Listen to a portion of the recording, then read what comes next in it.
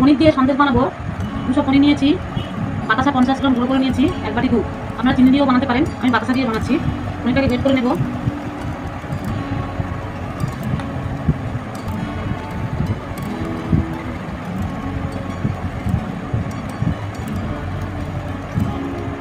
দেখুন এইভাবে সবগুলোকে আমি গ্রেট করে নেব। পনিরটা আমার গ্রেট করা হয়ে গেছে। এবার গুঁড়ো দুধের প্যাকেটটা কেটে নেব, আর ঘি লাগবে একটু, চলুন বানিয়ে ফেলি। পনিরটাকে দিয়ে দিচ্ছি কড়াতে।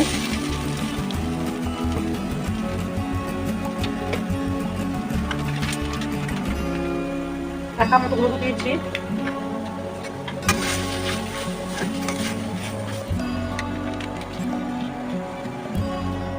কাঁচা দুধ দিয়ে দিচ্ছি 1 বাটি।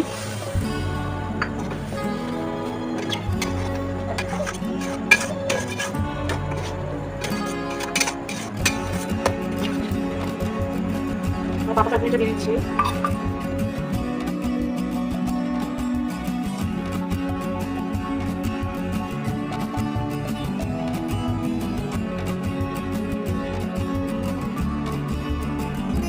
এলাচি গুঁড়া দিয়ে দিচ্ছি। এর মধ্যে ঘি দিয়ে দিচ্ছি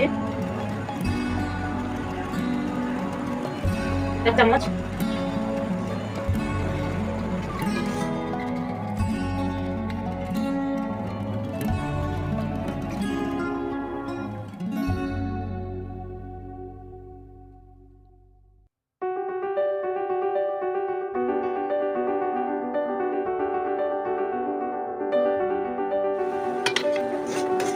এবারে নামিয়ে নিচ্ছি।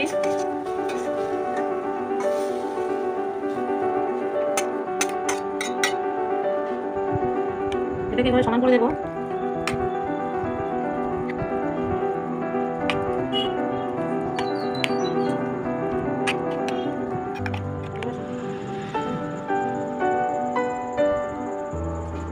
আমি বাদাম দিয়ে দিচ্ছি।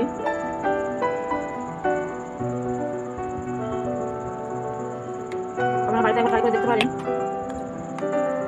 কেমন হলো আমাকে কমেন্ট করে জানাবেন। আমার সন্দেশ রেডি হয়ে গেছে। দেখুন আপনাদের কেমন লাগলো কমেন্ট করতে ভুলবেন না।